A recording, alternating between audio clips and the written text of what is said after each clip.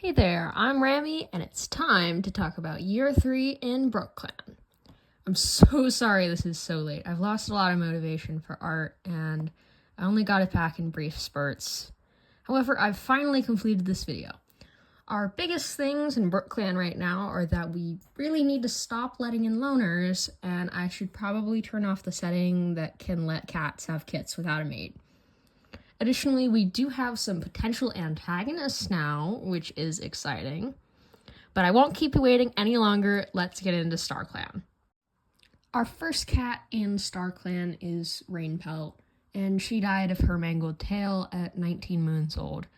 This was such a sad death for me. I literally just had to gape at my screen for a bit when I saw the status that she died. I thought she was going to heal or maybe lose her tail at most, but it got infected Moon 1 this year, and then Moon 2 she died of the infection. And I'm just going to reveal it now because I'll be talking about it throughout the video, but Deepaster is a terrible parent. Deepaster didn't grieve Rainpelt, barely at all, and instead Badgerpur did, and later in the year Rainpelt could feel Deepaster for getting her. But Rainpelt was cheerful until the end, and I'm sad to see her go. Next in StarClan is Dosic, who died on Moon 8 at 97 moons old. She also died of a mangled tail, which, stop mangling your tails, everyone! Sometime during the year, her trait changed from competitive to loving, which I think is sweet. Maybe she was mellowing out with age, or just stopped being as brash when she got to know the clan cats. While she was alive, she was trying to set a good example a lot, as well as trying to get to know people better. Dosic also had a little crush on Claw, but I'm guessing it was more of a celebrity crush, since Claw was deputy and someone she looked up to. Next is a cat who wasn't here long and died quickly. This is the childish Vixen Fade, who is an eloquent speaker and has helpful insight, and he died on Moon 8 at 58 moons old of red cough. Vixen Fade was found by a thunderpath on Moon 3, and I think he was abandoned by his two legs after he got sick. He was sort of a suave, smooth sort of cat who could talk his way out of anything and liked observing everything. He liked to know secrets and things that nobody else knew, but not in a malicious way, just kind of a, I know this and you don't. He also seemed sort of wistful for his old life, but was comfortable entertaining kits and apprentices during his time in BrookClan. Our final cat in StarClan, we sadly have Shaded Heart, who died year 11 at 87 moons old. A wolverine killed her while she was on a solo patrol, and this is especially sad because she left kits behind. She was expecting literally the first moon of the year, and she had her two kits on Moon 3. We'll get to them later, so back to Shaded's Hearts here. She calmed down from her guilt around Flecktuff's death by having faith in StarClan and the Warrior Code, and by inspiring younger cats, sort of like a less intense Hollyleaf. She also seemed to bond with a lot of cats, because by the end of the year she had crushes on 5 different cats, and had a platonic bond in the green with 5 cats as well. She was well liked by BrookClan, and her death was a shock for many cats and me. Now to get out of StarClan and onto our living cats. Apricot Star is doing well. She is now 110 moons old and has a 2-moon-old daughter, Blue Kit, who is a noisy lover of stories and looks very similar to her mom. Apricot Star had Blue Kit on Moon 10. She is very involved with her clan right now and very protective over it too. She's constantly inspiring them and promising to protect them all with all of her lives. And she jokes with and pranks her clanmates, making her seem very much like an everyman and very trustworthy among the clan. She has maintained her hate for Deepaster, which I realize now was very warranted and not a product of paranoia. And I think Apricot Star knew that she was neglectful before the rest of the clan did, and maybe because one of Deepaster's kits told her about their issues about their mom. She had a good year overall, and it helped her paranoia a lot that she didn't lose any more lives this year and had a kid. She's doing well. So this year we had another deputy change.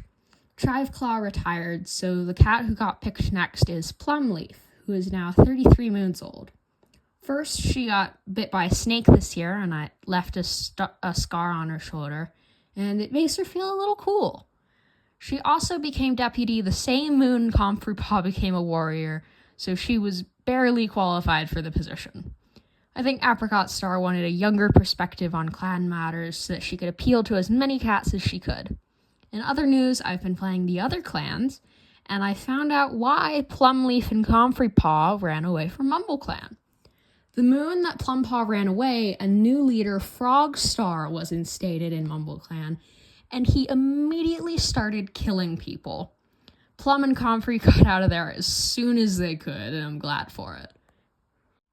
On to our medicine cat. Flickerpeak is now 115 moons old, and she got together with Pebblegleam this year, who is 135 moons old. We've got gay cats, baby.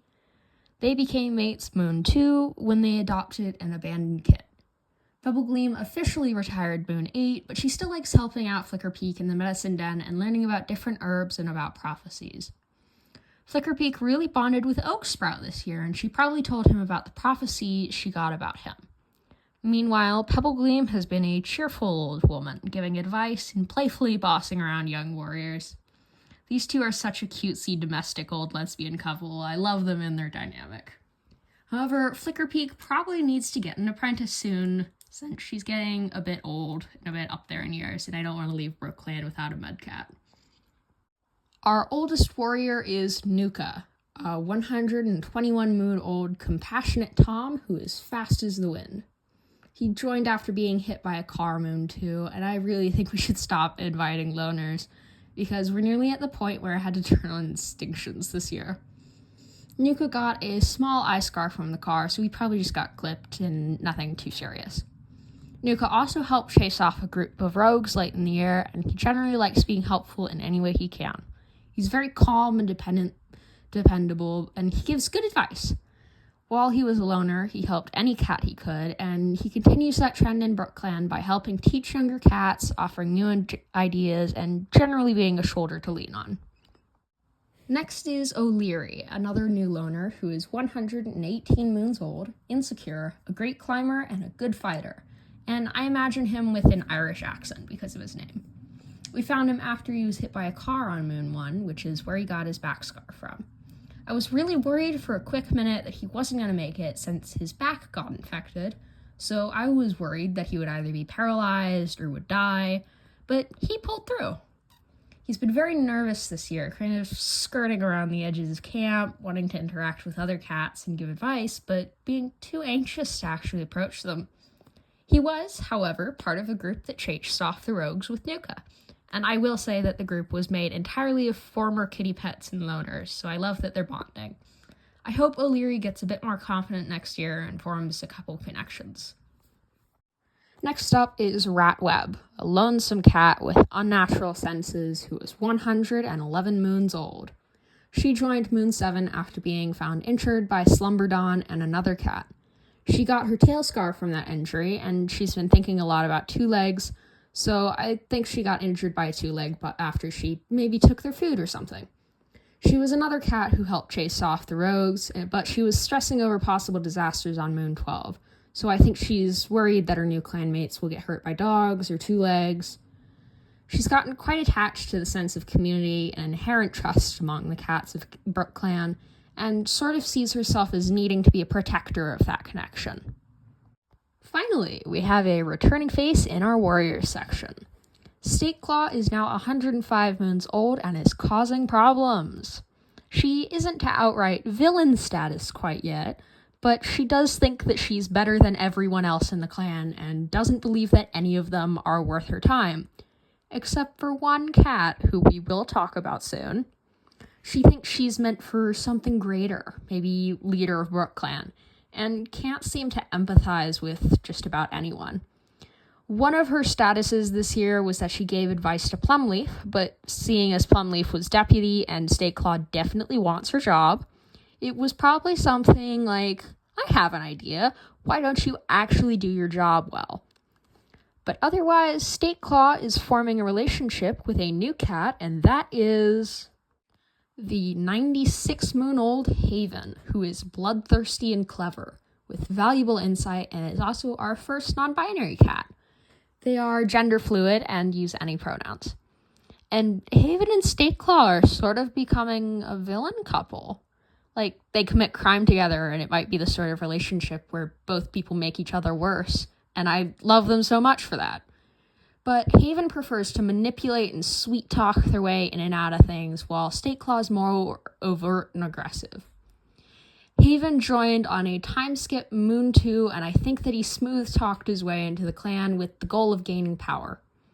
I would like to mention that many cats were feeling dread or stressing about disasters on Moon 9, and 2 cats were eavesdropping on Haven and snooping around, and at the same time Haven was hanging around the younger cats, so I think they were plotting something to do with the apprentices or kits that moon. They're learning all they can about all the cats in BrookClan in order to manipulate and blackmail them, while teaming up with Stateclaw to further both their goals. These 2 shady cats aren't officially mates yet, but I think it will happen soon. Goosewish is next, and she is now 92 moons old.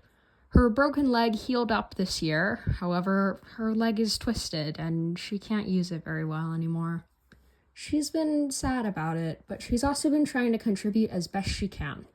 She spars with others as best she can, and likes to help watch kits and apprentices, as well as reinforcing camp protections or making nests. She's not going to be sent off to the medicine den like disabled cats are in the canon books, but she does help Flicker Peak sort herbs occasionally. I hope she regains her confidence in herself in the future. Up next is the now 85-moon-old Jump Talon. He currently has yellow cough, and there seems to be a small sickness outbreak right now, but not quite as bad as last year. Other than that, he's been a good role model in BrookClan, offering to lead patrols and giving out lots of advice. He seems to be a very stock standard, responsible warrior type, so not much to say about him. However, he does have a crush on Stateclaw, which is slightly worrying because she might be a villain. But yeah, Jump Talon is being a pretty standard warrior. Our next warrior is the competitive newcomer Vax, who is 78 moons old, an impressive climber, and a learner of lore, as well as being trans femme. I forgot to color her gender marker with the trans colors. Oops. She joined Moon 9 looking for the clans, so I think she was looking for someone else who joined this year, and I decided that this cat was O'Leary. What I think happened was that O'Leary and her were loners who traveled together, and when he got hit by a car, she was left looking for him and finally found him in BrookClan. These 2 definitely have the dynamic of the "excuse me, sir, he asked for no pickles" meme, where Vax is the confident, rowdy younger friend, and O'Leary is the mellower, meeker friend. Also, her tail is not scarred, that's just a kink in her tail that she was born with. Next is our second couple of the year, a pair of creamsicle kitties. This is Slumberton, who is now 29 moons old, and the newcomer Snipscreech, who is 66 moons old, ambitious and a good speaker with valuable insight. They were crushing on each other all year and finally became mates when Snipscreech announced that she was having kits on Moon 11, or expecting kits, rather. She is currently pregnant and will have her kits Moon 1 next year. Snipscreech actually confessed to Slumberton earlier in the year, but he turned her down on accident because he was very nervous about it. They bonded through the shared feeling that StarClan was kind of distant from them both.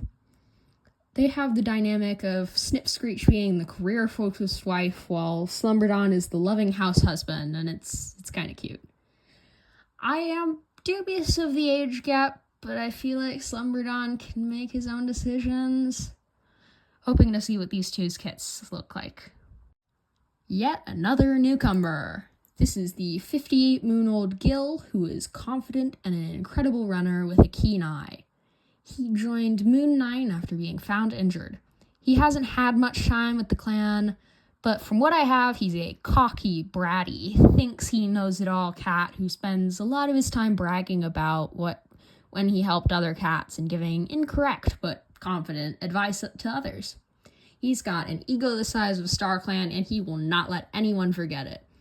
At first I thought he might be Deepaster's secret mate that she had her kits with, since he looks a lot like the three of them, but I decided that he's just looks similar and isn't related to him. He's the sort of cat that you love for being a smug jerk, but you also want to whack with a newspaper. Next is Zinnia, who's 52 moons old, vengeful, and a good kit sitter who has a keen eye. BrookClan first met her Moon 5 when she offered healing services, but ultimately didn't join the clan. However, she did end up joining Moon 8. I think she was lying about knowing things about herbs, and instead was running from an old loner group she was a part of who kicked her out, and then she admitted that she didn't know anything about medicine when she joined. She got one of Shaded Heart's kits as an apprentice Moon 9, but Moon 11 she got her broken leg from a dog. Zinnia and Goosewish had run into a dog, and Goosewish tried to take it on to prove she could still fight even with her twisted leg, but she got injured and Zinnia shoved her out to the side, saying she can take on the dog and that Goosewish will just get in the way. The dog then severely injured Zinnia, which made her want to get revenge. She seems to be overconfident in her own abilities and gets upset when she isn't quite as skilled as she thinks herself to be. She's currently soaking while her leg heals. Next is the cat that I now hate, Deepaster, who is now 47 moons old. Deepaster has been getting on my nerves all year, so let me just list out the big things. The most grievous thing she did was to not grieve her daughter Rainpelt when she died. During this, she only gave a passing thought about never forgetting Rainpelt, which she went back on when Rainpelt felt someone forget her, which I guarantee is Deepaster. She then spent the rest of the year not understanding why everyone else was being hostile to her, and being lazy. However, I think Stateclaw and Haven are maybe trying to bring her into their little antagonist posse, since they were compliment her and cozying up to her. Deepaster has also been getting runny noses and headaches constantly this year, so I think StarClan is displeased, but not enough to hit her with a tree or anything. I hate her so much, but I don't know if she deserves the Dark Forest quite yet. We'll have to see if she continues to be terrible. Our next cat thankfully does not fill me with rage, since it's Chocolate Pudding, who is now 42 moons old. He's been his regular silly self, talking far too loudly several times this year, and watching fish swim. He was also a part of the group to drive away those rogues Moon 12, but he doesn't feel like he's contributing enough sometimes, and his clanmates judge him for it, but he's doing okay. He did have the status of giving Deepaster advice Moon 7, but I have a feeling it wasn't, oh, you should do a hunting crouch like this, and that it was more of a, I suggest you stay away from your remaining kids before something happens that you might regret. And I respect him big time for it. Hope he gains a little bit more confidence in his abilities, but on to our next cat. Cloverwing, who is now 34 moons old, is definitely doing better than last year. He's having trouble forming connections, though, and that's probably because he feels as though he'll only lose someone once he starts to like them. He pushes a lot of cats away with jokes and sarcasm, pretending to be a carefree person when he really has a lot of attachment issues. However, he did receive his hollyberries from one of the new apprentices, and they do make him feel closer to his dad, who he still misses deeply. Cloverwing is still going through grief, but he's improving and trying to get closer to his clanmates.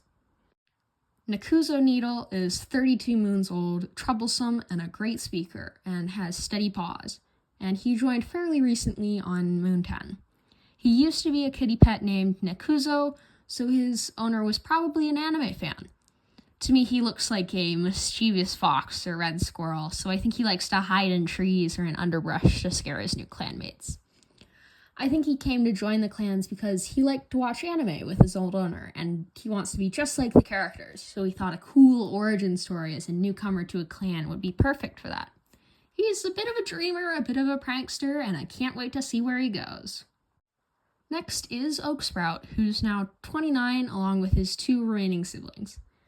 I think we're finally getting a hint at what Oaksprout's pop prophecy was about, since a lot of cats has been talking about and complimenting his fighting ability, and he's been driving off rogues and dogs on some of his patrols.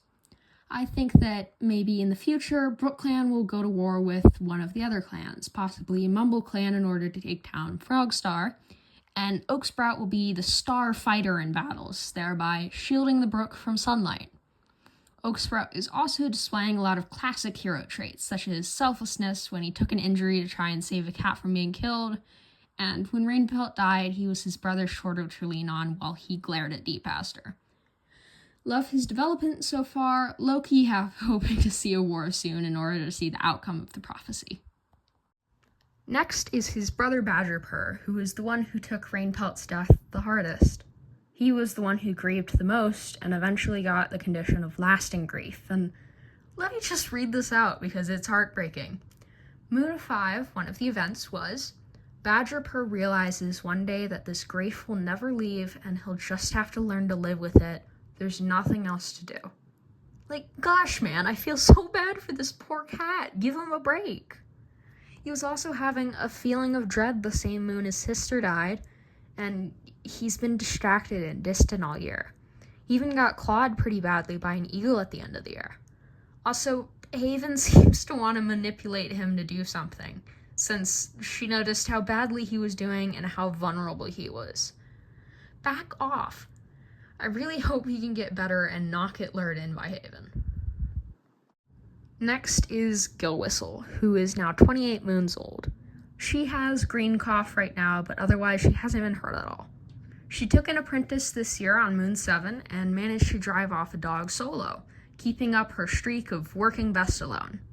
She and her mom Flickerpeak have kept up a healthy relationship, which is really sweet, and she keeps sneaking out like usual. I think she's been chatting with Comfrey this year since he's close to her age, and he told her about what was happening in MumbleClan. She got really protective of him over it and had a status saying she was craving the taste of frog. I swear, if Gillwhistle pulls off an assassination against Frogstar before Oaksprout gets to fulfill his prophecy, I will simultaneously be proud and exasperated. Speaking of Comfrey Paw, his name is now Comfrey Talon, and he's 22 moons old. He was celebrated for his intrigue at his ceremony, and on his last patrol with Plumleaf while he was still Comfrey Paw, they found Snipscreech, and I think Comfrey handled the situation so well that Plumpaw decided he should take his warrior assessment. He took one of the other Shaded Hearts kits as an apprentice, and I think that Apricot Star is looking for a lot of younger cats' perspectives this year, because she's putting a lot of young cats in positions of power. Comfrey Talon found his flowers on a walk in the woods, and they suit him so well. He's such a pretty kitty. He started loving getting into verbal back and forths and debates, and he likes using his words instead of claws to solve things. He also seems to like chewing on bones, which he likes to do while staring at other cats and giggling to weird them out. Comfrey Talon definitely made a good choice getting out of MumbleClan. He's absolutely flourishing here. The first of our apprentices is Greenpaw, who is 11 moons old, sneaky, and constantly climbing. She's the adopted kit of Flickerpeak and Pebblegleam, and is apprenticed to Gillwhistle. She's currently sick with yellow cough, which she probably caught trying to help her mentor get better. On her first patrol with Gillwhistle, she taught Greenpaw how to use the eagles that are native to their mountain territory to hunt. Greenpaw was also the one to give Cloverwing his holly, so she clearly has quite a bit of empathy and is observant too. However, she's also very confident and independent, preferring to get things done instead of waiting for anyone else to give a plan or opinion. She doesn't take no for an answer, but often suffers little cuts and bruises for her brashness. Her arrival to BrookClan convinced Flickerpeak and Pebblegleam to finally get together, so she's also the Herald of Gay. She's got such a pretty design too. I can't wait to see what she'll accomplish in the future. Next is Shaded Hearts Kits, who are a set of 9-moon-old apprentices. On the right is Dahlia Kit, who's lonesome and oddly observant, and is like the goth sibling of the two. On the left is Thornpaw, who is adventurous and quick to help. He's the more rambunctious one, but he looks up to his sister a lot, and he tries to emulate her, but mostly ends up being cute. They're thick as thieves, stuck together like glue, inseparable. They've formed such a close bond due to fear of losing each other, and they've vowed that wherever one of them goes, the other follows. Moon 7, they were both asking cats where kits came from, and the next moon they were hunting bugs together, which is really cute that they're doing things together. When Thorn Kit grieved their mom, Dahlia Kit comforted him and kept him going. They're kind of like twins despite having different patterns, and they both inherited Shaded Heart's false blet marking on their chins. It's adorable. Now we go to the Elder's Den, starting with Brindlestripe, who's now 143 moons old. He's been really relaxed this year, just enjoying retirement. He does occasionally wish he still did warrior duties, and he does occasionally go out to bring back a bit of prey. He can't do it well anymore, because his joints are aching a fair bit, but he also loves to give advice to Plumleaf about deputy duties, and she kind of sees him as a second mentor. Brindlestripe is being pretty much a classic sweet elder, and he's settling down as his body begins to fail him more often. Second of the elders is Chiveclaw, who is 134 moons old and retired moon 2, handing the deputy position over to Plumleaf. She's been the grumpier, more restless counterpart to Brindlestripe, often ignoring anyone who tries to tell her she can't do something. Additionally, she somehow got pregnant the last moon of the year. How did you get pregnant? Who's the other parent? What the heck, Chiveclaw? She seems to determined to throw one or two last curveballs at me before she goes. Well, that's been year 3. We finally got some viable antagonists, some couples, and a whole lot of new cats. Really need to turn off kitten options and stop taking in loners. I'm super sorry about the wait, got a combination of busy and dismotivated, but otherwise, like and subscribe if you enjoyed, and give some feedback if you want, and now it's time to go.